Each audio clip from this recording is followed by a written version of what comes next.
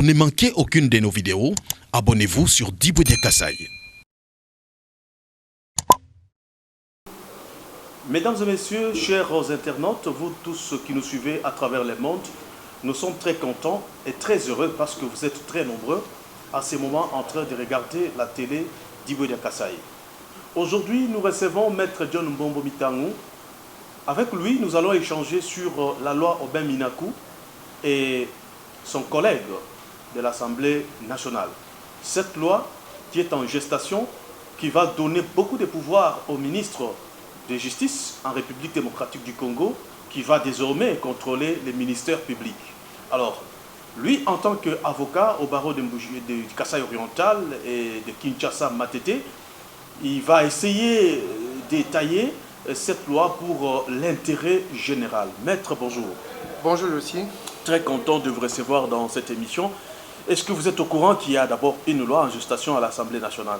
Il n'y a pas une loi en gestation. Il s'agit d'une proposition de loi qui a été initiée par les deux députés, Aubin Minakou et son collègue Sakata.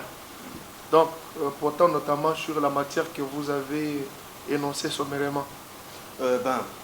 Est-ce que vous connaissez les contenus de ces projets de loi? Oui, il s'agit de 3 propositions de loi. Parce que le projet vient du gouvernement, mais comme ça vient des parlementaires, c'est une proposition. Et ça touche notamment sur la réforme de la justice, encore Aubin Minakou, où je l'ai même suivi ce matin. Et il parle plutôt du Conseil supérieur de la magistrature, il parle du nouveau statut actuel du magistrat du ministère public, il parle même des juridictions de l'ordre judiciaire. Mais au total, il y a des choses qu'on ne peut pas laisser passer parce que c'est une proposition qui a vraiment alimenté la toile. Beaucoup de juristes moyens s'y sont penchés pour faire des analyses et nous sommes allés loin pour déterminer le leitmotiv, qui n'est pas dans le sens de contribuer à la bonne administration de la justice ou soit à renforcer l'administration de la justice, mais plutôt un agenda politique caché derrière cette proposition. Pour vous, le leitmotiv de cette loi, c'est quoi? Je voudrais d'abord commencer par analyser la proposition de loi en question avant de donner ce que nous appelons le leitmotiv, qui sera comme une conclusion. Parce que là, nous allons quitter de l'aspect juridique vers l'aspect politique. La vérité, c'est que, bon, en tout état de cause, il s'agit d'une volonté purement politique qui est caché, mais qu'on laisse voir en sourdine. Tandis que lorsqu'on parle de la réforme, ce n'est qu'un alibi, c'est vraiment une réforme factice, alors que lorsque vous burinez, il n'en est pas une. J'ai suivi Aubin Minakou, d'ailleurs, les explications qu'il donne sur Top Congo ne cadrent même pas avec sa proposition. Pourquoi? Il centralise le tout sur la corruption. Il dit qu'on ne doit pas favoriser l'impunité. Un magistrat qui serait corrompu, il faut qu'il subisse des sanctions. Il ignore qu'il y a même une loi, je crois, une proposition de loi initiée par, si je ne m'abuse pas, Thomas Lokondo, sur, je crois, l'Agence nationale de corruption, quelque chose dans ce sens-là. Et que le législateur lui-même, en ses articles 145 et suivants du Code pénal livre 2, parle déjà de la corruption passive ou active. Renforcer le mécanisme de lutte contre la corruption ne voudrait pas que l'on puisse inféoder le ministère public en donnant beaucoup plus de pouvoir au pouvoir public. Excusez la redondance. Le mettre, n'est-ce pas, le laisser, je dis bien, ce n'est pas le laisser à la tutelle du ministre, non, le laisser à la merci du ministre de Justice. Pourquoi je l'ai dit? Laisser à la merci du ministre de Justice. J'ai lu l'exposé des motifs. D'accord. Je prends ne serait-ce qu'une phrase de son exposé des motifs. Je l'ai même noté. Du projet de loi. Du projet de loi, de la proposition plutôt, parce que le projet émane du gouvernement. Comme ça vient du Parlement, ça c'est une proposition. Il dit ceci, innovation, la deuxième innovation, la certitude d'une demande d'explication, d'une procédure disciplinaire à charge de tout magistrat défaillant en phase préparatoire de l'instruction criminelle ou dont la plume n'aura pas été serve aux injonctions et impulsions positives du ministre ayant la justice dans ses attributions sans préjudice de leur liberté de parole à l'audience. Je ne prends ne serait-ce que ça. Ici, vous voyez que l'indépendance même du ministère public est entamée. Il s'est contredit. D'abord, il a parlé, il dit que il fait référence à l'article 91 de la Constitution pour dire que le gouvernement définit la politique criminelle. J'ai vérifié dans la Constitution l'article 91 avec 6 alinéas. Je n'ai vu nulle part où on parle de la politique criminelle. Les 6 alinéas sont là, de 1, 2, 3, 4, 5, 6. Je n'ai vu nulle part où l'on parle de la politique criminelle qui serait l'apanage du gouvernement. Ça, c'est faux et archi-faux. Déjà, vous comprenez que la raison de cette proposition de loi, elle ne cadre même pas avec les explications. Lui-même était vraiment en difficulté de pouvoir soutenir sa proposition de loi. Je vais d'abord attaquer les hérésies avant de pouvoir maintenant disséquer la proposition de loi. Que dans cette proposition de loi, il y a aussi des hérésies. Maintenant. Il y en a autant. Énumérez-les. Je vais les énumérer. Il a dit que le magistrat du parquet, bien sûr, ça c'est connu de tout le monde, depuis la Constitution de 2006, il faisait partie du pouvoir judiciaire. Et qu'avec la modification je crois, du 20 février ou 18 février 2006, il y a eu la modification de notre Constitution. En 2011, bien entendu, eh bien, le parquet a été évincé du pouvoir judiciaire. Donc, l'indépendance du magistrat, consacrée à l'article 149, alinéa 2, ne concerne que les cours et tribunaux. Comme pour dire que le magistrat du ministère public n'est pas indépendant. En croire Aubin Minaku. Et il puise son argumentaire dans l'article 149 de la Constitution, alinéa 2. Mais je lui réponds, si vous allez à l'article 152 de la Constitution, admettons aujourd'hui qu'il soit évincé du pouvoir judiciaire, mais à l'article 152, on parle du Conseil supérieur de la magistrature, qui est un organe qui gère au quotidien, je dis bien, il gère au quotidien le pouvoir judiciaire.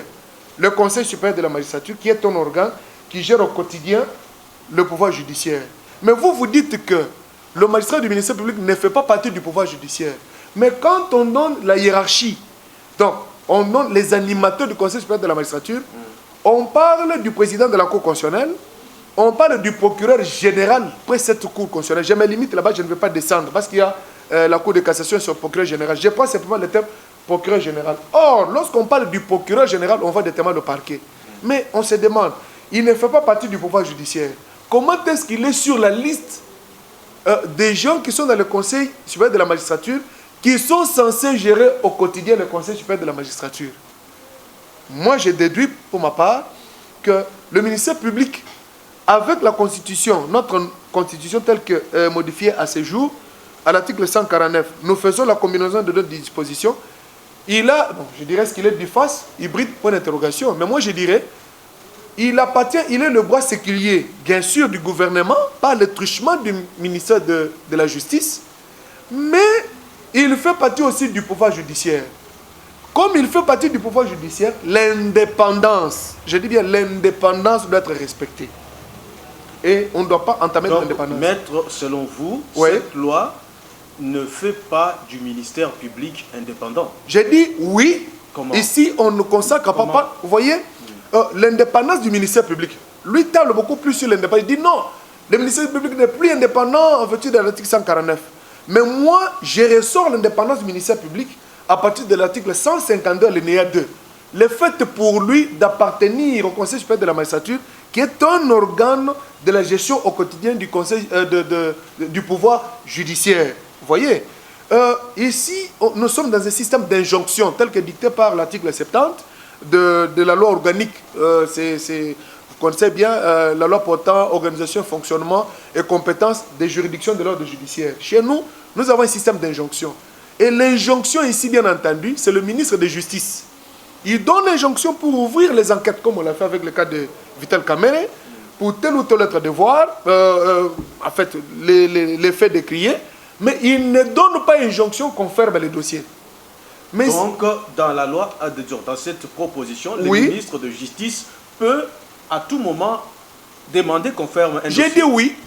Imaginez quand on dit que le ministère public ou soit les magistrats du parquet défaillants qui sera, n'est-ce pas, assujetti, ou soit qui se verra être poursuivi disciplinairement, et la discipline là, où l'aspect disciplinaire est entamé par le ministre de Justice. Lorsque, bon, il n'a pas respecté son injonction, on parle de l'impulsion, tout ça. Admettons aujourd'hui, le ministre de Justice dit, voilà, j'aimerais qu'on ouvre les enquêtes contre M. Djossi. On ouvre les enquêtes, il se réalise que Djossi a des affinités avec lui. Il dit au procureur général, j'aimerais que vous fermiez le dossier, sans motif plausible. Il dit non, le monopole de l'action publique appartient au ministère public. Moi, je continue avec mes enquêtes. Il dit, bon, ça va, comme vous avez boycotté mon ordre, vous avez sapé mon ordre, je vous sanctionne. C'est ça la deuxième innovation de Robin Minako, parce que c'est noir sur blanc. Ce n'est pas vraiment à rechercher ailleurs. Plus loin, voyez, avec sa proposition de loi, ça entend même l'indépendance des cours et tribunaux. Pourquoi je l'ai dit? La mission essentielle des cours et tribunaux, du juge, c'est de dire le droit. Et dans le cadre de la mission, parce que la mission régalienne, elle est répartie. Pour le ministère public, c'est la recherche des infractions, l'arrestation des auteurs présumés, ainsi qu'il va exercer l'action publique devant le juge pour obtenir leur condamnation. Maintenant, admettons ici, le juge attend du ministère public le dossier pendant la phase préjuridictionnelle. Voyez? Mais lorsque le ministère public va commencer à demander d'ouvrir les enquêtes et les refermer, les juges vont continuer à tourner le pouce. Je dis dans le sens obvi de sa proposition de loi. Bien sûr, les juristes me diront, mais il y aura des citations directes pour d'autres faits. J'ai dit pour des infractions commises, par exemple, par les hauts dignitaires. Les gens qui jouissent des immunités de poursuite ou privilèges de juridiction. On ne peut pas aller par citation directe. Il faut que ça passe par l'institution préjuridictionnelle. Et puis de deux, il a parlé de la conférence des procureurs. Nous avons le Conseil supérieur de la magistrature qui siège, qui peine même à siéger. Pourquoi? D'abord, il y a une difficulté financière. Le pouvoir judiciaire a toujours été muselé. C'est pourquoi moi, dans mes analyses, je me suis réalisé que depuis l'accession de notre pays à l'indépendance, les trois pouvoirs, au lieu de respecter le principe de séparation, non, il y a un empiètement. Empiètement comment? Le pouvoir législatif et exécutif. Je mets les deux dans un coffre que j'appelle pouvoir politique. Ça, c'est la politique. Alors, les deux là, ils veulent exercer une influence politique sur le judiciaire. Or, la Bible déclare, c'est la justice qui élève la nation. On ne dit pas la politique élève la nation. Mais ils ont toujours tendance à regarder ce qui s'est passé récemment. Où on appelle Mamba, le député Jean-Jacques Mamba. Ici, il se fie derrière des dispositions constitutionnelles mal interprétées pour demander la suspension des enquêtes. Alors que, si c'était au niveau du parquet, oui. Mais on était déjà devant la Cour de cassation. Vous voyez tout ça? C'est pour vous dire qu'ils ont toujours tendance à aller.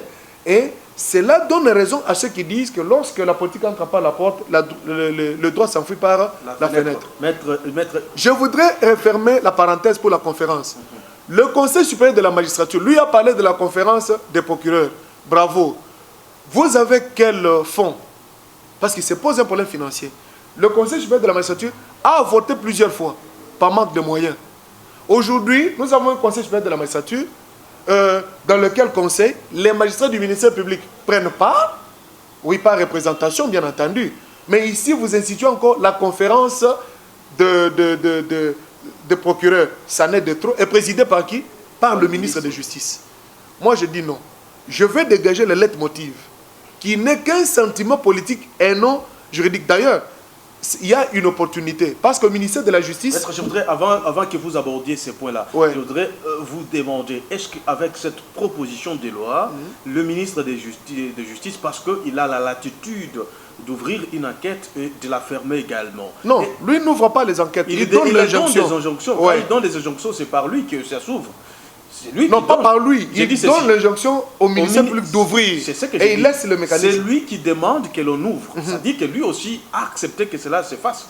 Oui, mais c'est la volonté personnelle. Parce qu'il a le pouvoir de le faire ainsi. Est-ce que nous pouvons admettre au jour d'aujourd'hui que le ministre de Justice peut intimer l'ordre au ministère public pour ouvrir une enquête contre les chefs de l'État ou le Premier ministre? Mais c'est ce que nous disons.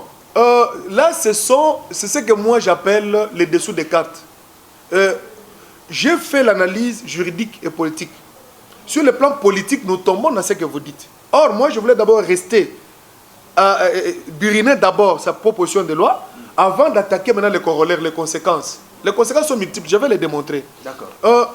Ici, vous voyez déjà qu'il se pose un problème sérieux. Je vous ai parlé du Conseil supérieur de la magistrature, tout ça, beaucoup de choses, ça, nous mettons de côté. Mais il y avait encore un aspect très, très important, je pense que ça va revenir parce que vous m'avez interrompu, oui. Imaginez, la phase inquisitoriale, elle est secrète. L'instruction devant le parquet, elle est secrète. Le ministre de Justice, il se limite simplement à donner l'injonction. Il ne peut pas recevoir rapport. Ça, à moins qu'on me donne dans la loi, ou soit le règlement, là où il est dit que le ministère public va commencer à faire rapport à un étranger. Parce que le ministre de Justice, je l'ai dit, c'est un étranger. Comment ça, un étranger? Oui, c'est un étranger par rapport au parquet. parquet. La justice. Non, il n'est pas gérant de la justice. Ça, on doit se le dire. Dans ses attributions. Non, dans ses attributions, la justice est placée sous tutelle. Mais il n'est pas dit que, quand vous dites qu'il est patron, ça veut dire que c'est l'excès de pouvoir. Parce que là-bas, le constitution congolais a très bien équilibré les choses pour qu'il n'y ait pas excès de pouvoir ou abus de pouvoir dans le chef du ministre de la Justice.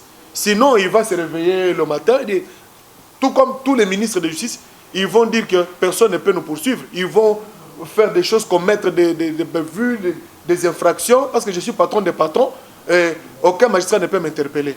Alors que nul n'est au-dessus de la loi. C'est pourquoi, en vertu de ces principes-là, nul n'est au-dessus de la loi. On a équilibré les choses. Il se limite à donner des injonctions. Mais si vous voyez avec cette proposition de loi d'Aubin Minaku et Sakata, vous verrez que chaque fois qu'il y aura une instruction préjudictionnelle, le ministère public aura, je dis bien, obligation de faire rapport au ministre de Justice. Ça ne se fait pas, alors qu'il est soumis au contrôle hiérarchique. Moi, je me demande comment est-ce que la phase inquisitoriale, elle est secrète. Vous voulez dire ministère public, parce qu'il est dans cette phase. Et puis, si le ministre de Justice a besoin des rapports, il prend, il l'amène. Moi, je dis c'est une aberration. Ça n'engage que moi. On peut engager des débats scientifiques, c'est ça même la beauté de la science. Mais j'estime pour ma part, au nom du principe, au nom du caractère secret de l'instruction, on ne peut pas faire rapport au ministre de Justice. Donc avec cette proposition, cette fois-ci, les ministères publics doivent absolument faire rapport. Mais devient patron des patrons. On a donné beaucoup de pouvoir au ministre de Justice, à telle enseigne que le magistrat est devenu comme un garçon de course, où on commence à l'envoyer comme on veut. D'accord. Maître, abordons cette fois-ci l'aspect politique ouais. De cette loi. Selon vous, qu'est-ce que vous voyez derrière la loi, disons la proposition de loi Minaku et Sakata? D'abord, je me suis demandé, il y a une opportunité. Parce qu'au ministère de Justice, il y a, je crois, un service qu'on appelle la politique nationale des réformes judiciaires. Ce service-là a été initié par Tambo Mwamba, alors ministre de Justice. C'était le 5 mai 2017. Mais cela c'était à l'issue des états généraux de la justice. Et il y a eu des réformes qui ont été... Parce que dans tous les secteurs, il n'y a que le secteur judiciaire qui a connu beaucoup de réformes, mais qui n'évolue pas. Tambo Mwamba qui avait institué cela, ça va, il y a même des partenaires comme l'Union européenne. Il y a eu beaucoup de réformes qui ont été proposées dans notre justice. Mais moi, je pensais qu'ils pouvaient glaner dans le sac de ces résolutions-là, prendre une après l'autre et initier des lois pour modifier telle ou telle autre disposition selon que les états généraux de la justice ont été organisés. Non, mais ça tombe comme un cheveu dans la soupe, alors que le leitmotiv, c'est un aspect politique. Qu'est-ce qu'il y a? Vous voyez que, en son temps, avec ce fameux procès de Vital Kamerhe, les langues s'étaient déchaînées. D'abord avec l'état d'urgence. On voulait organiser le congrès, et dans le congrès, il devait y avoir, on allait faire un passage à niveau, à force, il devait y avoir une motion incidentielle pour constater que le chef de l'État a violé intentionnellement la Constitution et demander au procureur général près de la Cour constitutionnelle de pouvoir ouvrir les enquêtes. Ils ont été bloqués. Il y a eu un impédimenta à l'article 166 de la Constitution. Ce n'est pas la volonté parlementaire, non. Le constat de l'infraction, ça c'est l'initiative personnelle, le pouvoir régalien reconnu au procureur général. C'est de lui-même, il se réveille dans sa chambre à coucher, il constate que le chef de l'État a commis la violation flagrante, intentionnelle de la Constitution. Il vérifie, trouve qu'effectivement, ça c'est patent. Il sollicite maintenant l'ouverture des enquêtes au niveau du Parlement. Et au niveau du Parlement, lorsqu'on lui accorde, il fait les enquêtes, il trouve que le chef de l'État est dedans. Qu'est-ce qu'il fait? Il sollicite la levée des immunités pour s'entendre les déférer devant la Cour constitutionnelle. Je voudrais que les internautes nous suivent. Okay. Vous allez enchaîner. Je veux bien que les internautes nous suivent. Vous voulez dire que dans ce que vous êtes en train de parler tout de suite, l'ouverture d'une enquête pour une infraction causée par les chefs de l'État, ça ne vient que par l'initiative du procureur général. C'est le pouvoir régalien du procureur général près de la Cour constitutionnelle. Donc ce n'est pas la Cour constitutionnelle qui peut initier ou désolliciter du procureur général d'ouvrir une enquête. Mais la Cour constitutionnelle... Répondez, maître. Est-ce que l'Assemblée ne peut pas demander au procureur général, en tout cas, d'enquêter sur un fait? La Constitution ne le dit pas. C'est bien clair. Lorsqu'il y a matière à poursuite, il n'y a que le procureur général de sa propre initiative qui va vers le Constitution. Ici, le chemin est irréversible. C'est en sens unique.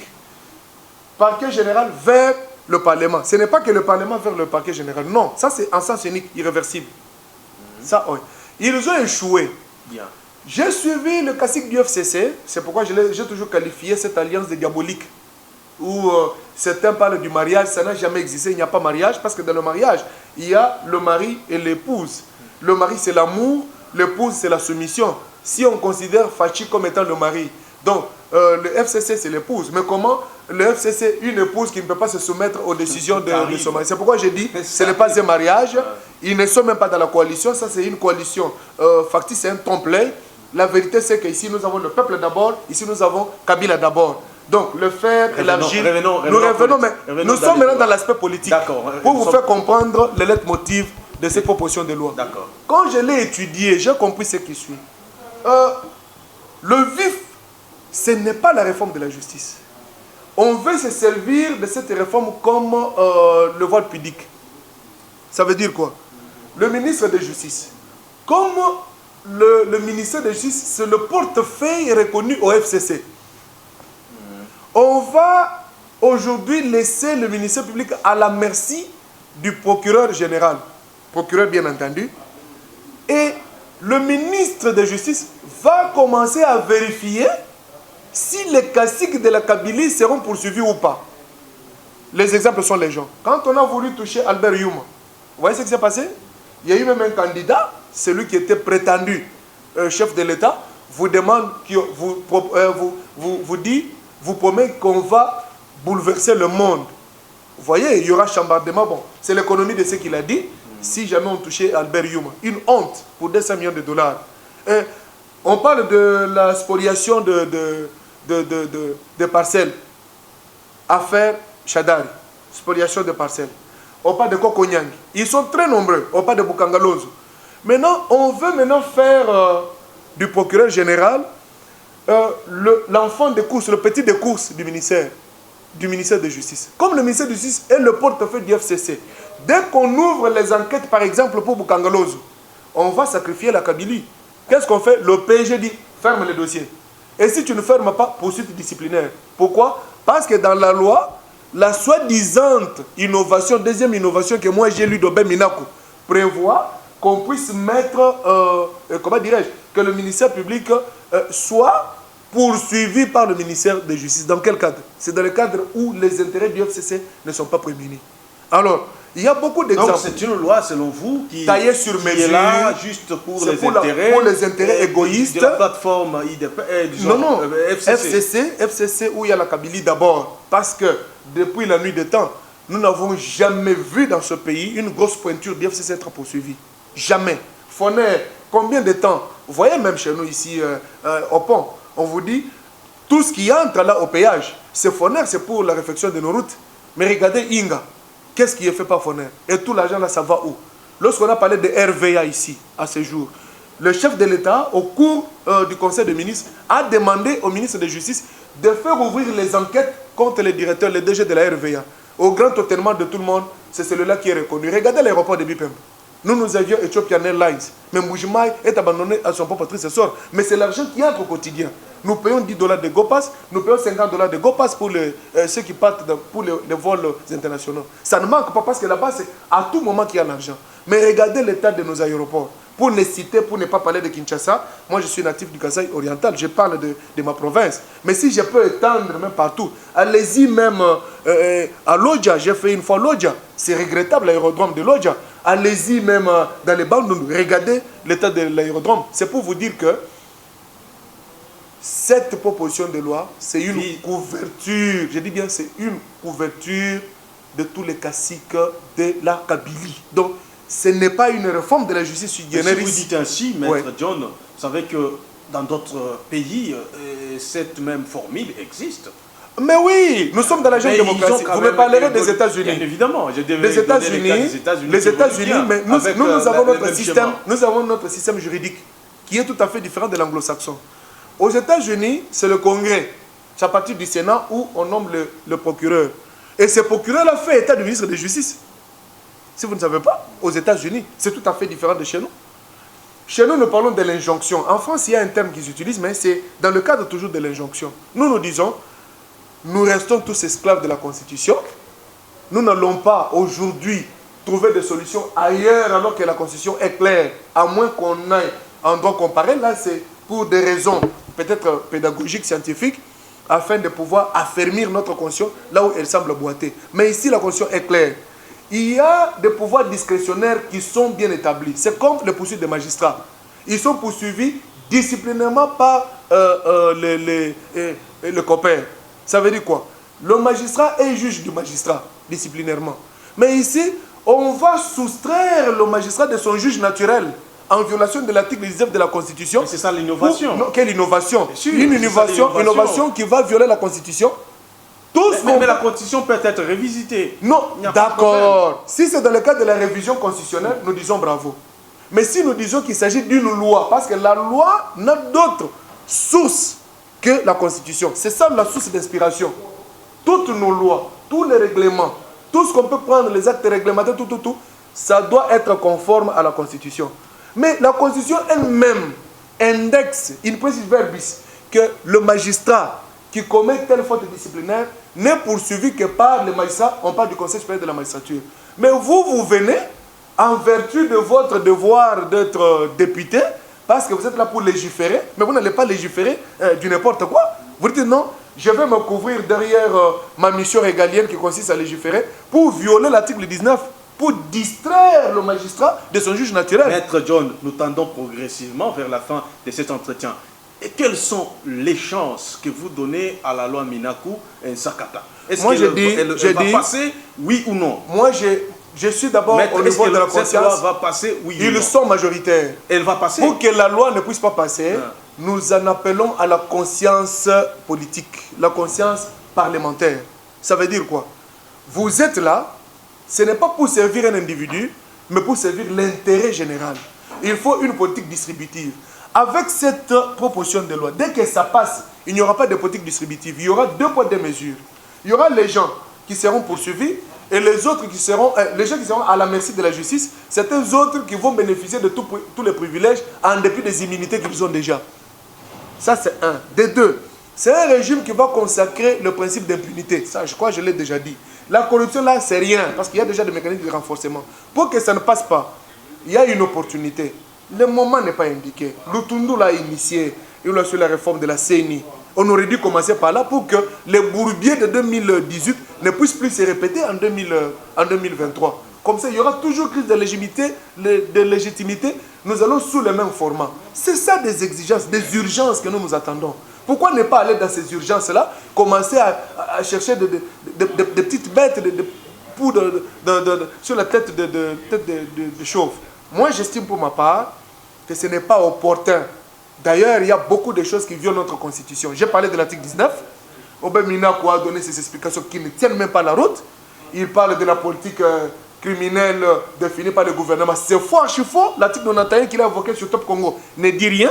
Quant à ceux avec ces 6 alinéas, il a parlé de la corruption pour renforcer le mécanisme en donnant l'exemple d'une maman Ndjili dont la parcelle a été spoliée. Il y a des mécanismes de recouvrement, il y a des mécanismes il y a des prises à partie qui existent, il y a des actions pénales sui generis qui existent contre les réfractaires. Mais dire que c'est pour renforcer pour la corruption, non, ça c'est faux et archi faux.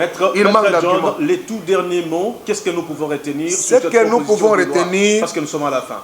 Le besoin ne se fait pas sentir. Pour qu'il y ait réforme, il faut que les besoins de la société se fassent sentir. Il n'y a aucun besoin parce que la constitution congolaise, pour ce qui concerne la justice, en tout cas, elle est claire. Sauf qu'il y a des petites choses qu'on peut voir, mais pour l'instant, nous devons nous consacrer à ce qui est essentiel et nous faire reculer de 10 pas en arrière. Ça, merci beaucoup, Maître John Bombo. Merci, chers internautes. Vous étiez nombreux à suivre cet entretien avec cet avocat du barreau du Kasaï oriental et de Kinshasa Matete, en tout cas qui a donné son point de vue par rapport à cette proposition de loi initiée par Aubin Minakou et M. Sakata, tous deux députés nationaux du FCC.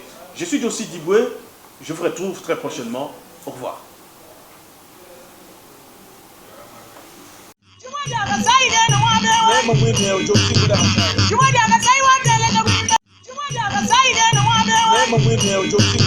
Pour ne manquer aucune de nos vidéos, abonnez-vous sur Diboué